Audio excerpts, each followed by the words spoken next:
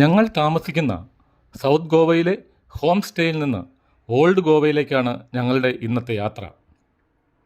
ഞങ്ങൾ താമസിക്കുന്ന ഹോം സ്റ്റേയ്ക്കടുത്തുള്ള മനോഹരമായ മജോഡ ബീച്ചിനെക്കുറിച്ച് പിന്നീട് ഞാൻ പറയാം. ഓൾഡ് ഗോവയിലെ കത്തീഡ്രലിൽ പൊതുദർശനത്തിന് വച്ചിരിക്കുന്ന വിശുദ്ധ ഫ്രാൻസിസ് സേവ്യറിൻ്റെ പൂജ്യ ശരീരം കാണുന്നതിനും വണങ്ങുന്നതിനും വേണ്ടിയാണ് ഞങ്ങൾ ഓൾഡ് ഗോവയിലേക്ക് പോകുന്നത്. പബ്ലിക് എക്സ്പോസിഷൻ ജനുവരി 5 വരെയാണ് നിശ്ചയിച്ചിട്ടുള്ളത്. വിശുദ്ധൻ്റെ പൂജ്യ ശരീരം പൊതുദർശനത്തിന് വെച്ചിട്ടുള്ള കത്തീഡ്രലാണ് നിങ്ങളിപ്പോൾ കാണുന്നത്.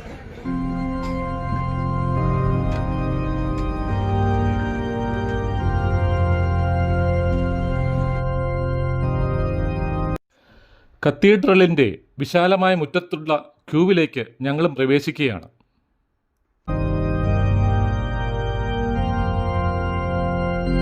ഈ യാത്രയിൽ കുപ്പിവെള്ളമൊന്നും ആരും കയ്യിലെടുക്കരുത്. ഉണ്ടെങ്കിൽ അത് വോളണ്ടിയേഴ്സ് വാങ്ങിയെടുക്കും. 2-3 മണിക്കൂർ ക്യൂവിൽ നിൽക്കുമ്പോൾ ദാഹിച്ചാൽ എന്തു ചെയ്യും എന്നല്ലേ? ഒന്നും പേടിക്കണ്ട. വളരെ നല്ല ഒരുക്കങ്ങളാണ് ഇവിടെ ഏർപ്പെടുത്തിയിരിക്കുന്നത്. 10 വർഷത്തിലൊരിക്കൽ നടക്കുന്ന ഈ മഹാസംഭവത്തിനായി 2 വർഷമായി ഈ നാട്ടിലെ ജനങ്ങൾ തയ്യാറെടുക്കുകയായിരുന്നു.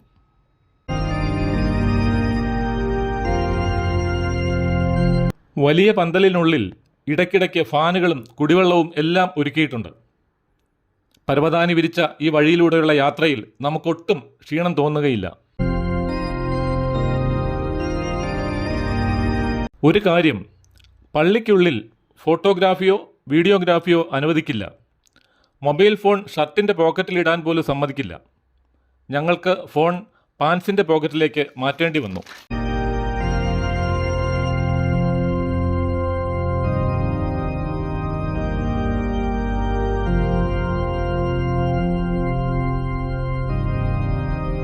ഇത് വിശുദ്ധൻ്റെ പൂജ്യ ശരീരം ബോം ജീസസ് ബസിലിക്കയിൽ നിന്ന് കത്തീഡ്രലിലേക്ക് കൊണ്ടുവരാൻ ഉപയോഗിച്ച മഞ്ചലാണ്. ഇതൊരു ഇലക്ട്രിക് വാഹനമാണ്. വീഡിയോയിൽ കാണുന്നത് വചനപ്രഘോഷകനായ ഫാദർ ജിസൺ പോൾ വേങ്ങശ്ശേരി.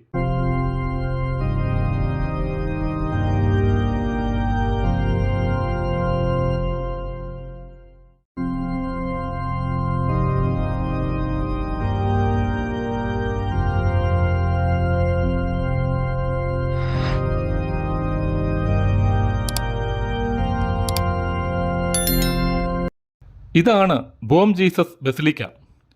വിശുദ്ധൻ്റെ പൂജ്യ ശരീരം സാധാരണയായി ഈ ബസിലിക്കയിലാണ് സൂക്ഷിക്കുന്നത്. 10 വർഷത്തിലൊരിക്കൽ ശരീരം റോഡിന് മറുവശത്തുള്ള കത്തീഡ്രലിലേക്ക് പൊതുദർശനത്തിനായി കൊണ്ടുപോകും. നേരത്തെ കാണിച്ച മഞ്ചലിൽ വലിയ പ്രദക്ഷിണമായാണ് ഈ യാത്ര. AD 1605 ജെസ്യൂട്ട് വൈദികരാണ് ഈ ബസിലിക്ക പണി കഴിപ്പിച്ചത്. ജെസ്യൂട്ട് അല്ലെങ്കിൽ സൊസൈറ്റി ഓഫ് ജീസസ്, ഈശോ സഭ. ഈ സഭയുടെ സ്ഥാപകരായിരുന്നല്ലോ വിശുദ്ധ ഇഗ്നേഷ്യസ് ലയോളയും വിശുദ്ധ ഫ്രാൻസിസ് സേവ്യറും. പ്രശസ്ത തീർത്ഥാടന കേന്ദ്രമായ ഈ ബസിലിക്കയെ യുനെസ്കോ വേൾഡ് ഹെറിറ്റേജ് സൈറ്റ് അല്ലെങ്കിൽ ലോക പൈതൃക ദേവാലയങ്ങളുടെ പട്ടികയിൽ ഉൾപ്പെടുത്തിയിട്ടുണ്ട്.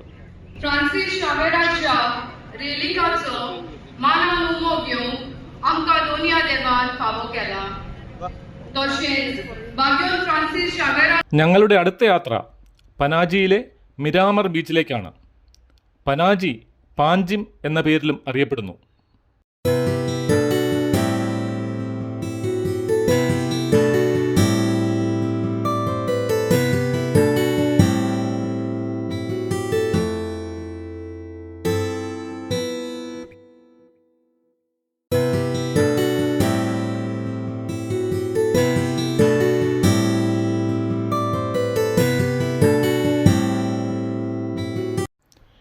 യോനാ പ്രവാചകനെ വിഴുങ്ങിയ പോലുള്ള ഒരു വലിയ മത്സ്യത്തിൻ്റെ പ്രതിമ ഇവിടെ ബീച്ചിൻ്റെ വാതിൽക്കൽ തന്നെ സ്ഥാപിച്ചിട്ടുണ്ട്. സഞ്ചാരികൾ ഇതിൻ്റെ വായിൽ നിന്ന് ഫോട്ടോയും എടുക്കാറുണ്ട്.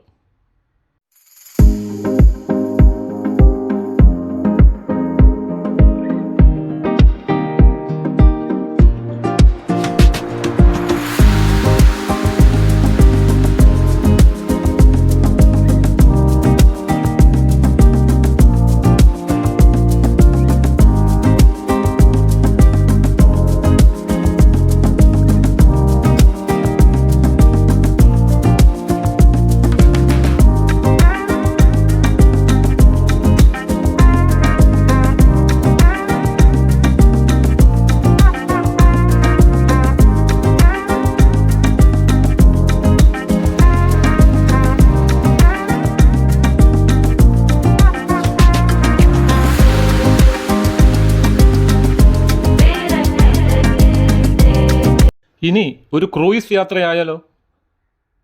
ഇതും പാഞ്ചിം അല്ലെങ്കിൽ പനാജിയിൽ തന്നെയാണ്.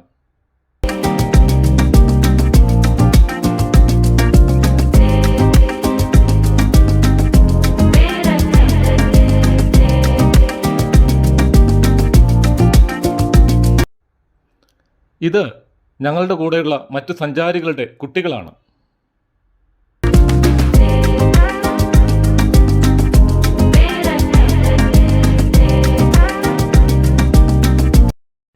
ക്രൂയിസിൽ നിന്നുള്ള പുറംകാഴ്ചകളാണ് ഇതെല്ലാം.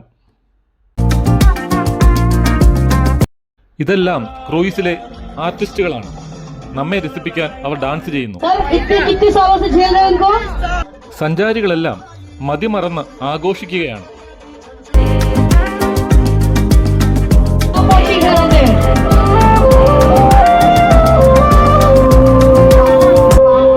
എല്ലാവരെയും ക്ഷണിച്ചെങ്കിലും സ്ഥലപരിമിതി മൂലം കുറച്ച് ദമ്പതികളെ സ്റ്റേജിലേക്ക് കയറി ഡാൻസ് ചെയ്യുന്നു.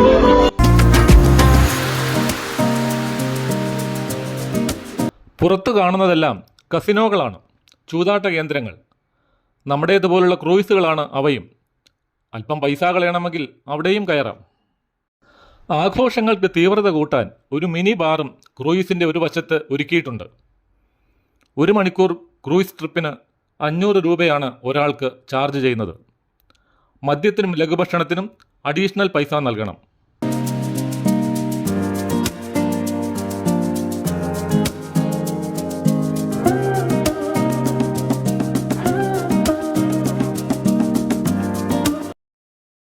ഇനി മറ്റൊരു ബീച്ചിലേക്ക്, കലങ്കഡ് ബീച്ച്. ബീച്ച് സൈഡിലുള്ള ഒരു ഹോട്ടലാണിത്. ഈ ഹോട്ടലിൽ നിന്ന് ബീച്ചിൻ്റെ ഒരു മനോഹര ദൃശ്യം നമുക്ക് ലഭിക്കും.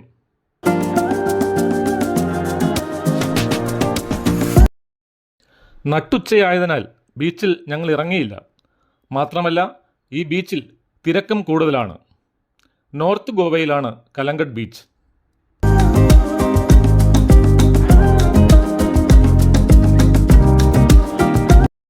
അഗോഡ ഫോർട്ട്, പോർച്ചുഗീസുകാർ 17-ാം നൂറ്റാണ്ടിൽ പണികഴിപ്പിച്ച ഒരു കോട്ടയാണിത്.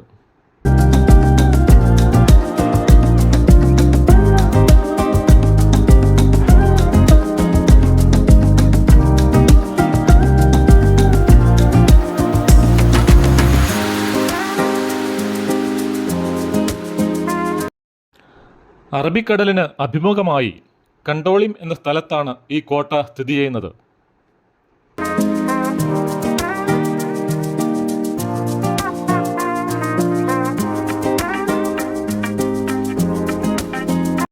നടുക്ക് ഇഷ്ടിക നിറത്തിൽ കാണുന്ന ചത്വരം വലിയ ഒരു വാട്ടർ ടാങ്കാണ്. കോട്ടയുടെ നടുവിലായി ഒരു ലൈറ്റ് ഹൗസും സ്ഥാപിച്ചിട്ടുണ്ട്.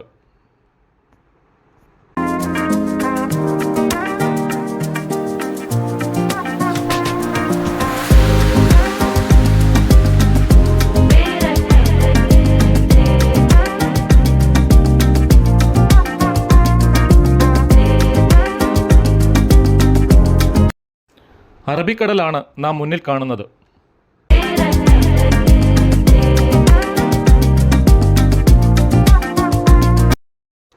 Light house.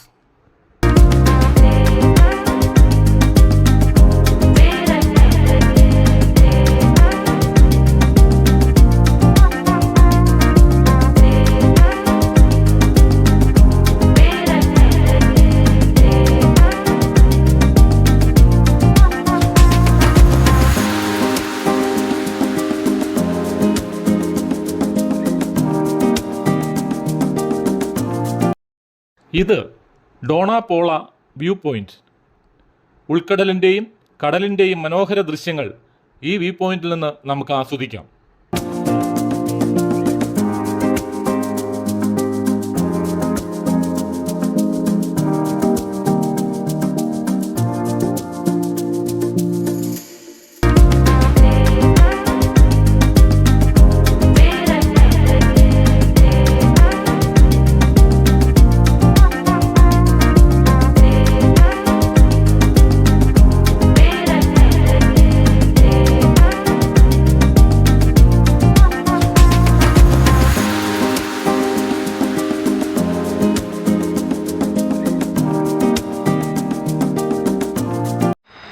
പനാജിയിൽ നിന്ന് പടിഞ്ഞാറോട്ട് ഏകദേശം 7 കിലോമീറ്റർ സഞ്ചരിച്ചാൽ ഡോണാപോളയിലെത്താം.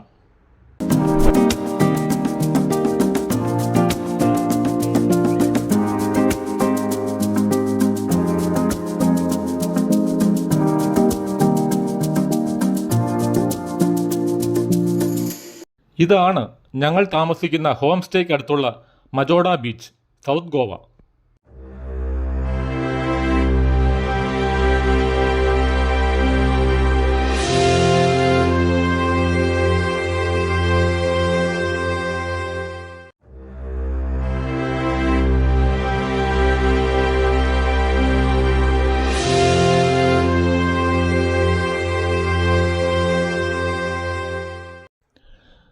നോർത്ത് ഗോവയിലെ എല്ലാ ബീച്ചുകളും വലിയ തിരക്കേറിയ ബീച്ചുകളാണ്.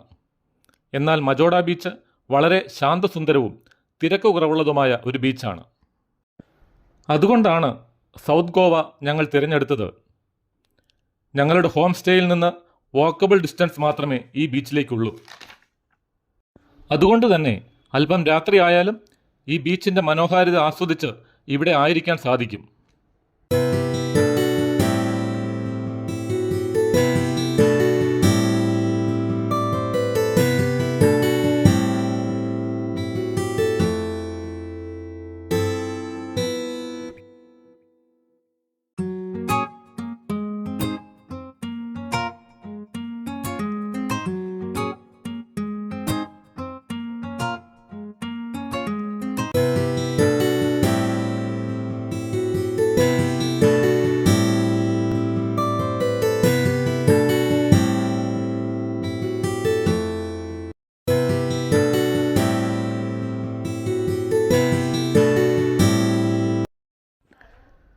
ക്യാൻഡിൽ ലൈറ്റിൽ ഭക്ഷണമൊക്കെ കഴിച്ച് ഈ ബീച്ചിൽ കാറ്റും കൊണ്ടിരിക്കുന്നത് മറക്കാനാവാത്ത ഒരു അനുഭവം തന്നെയാണ്.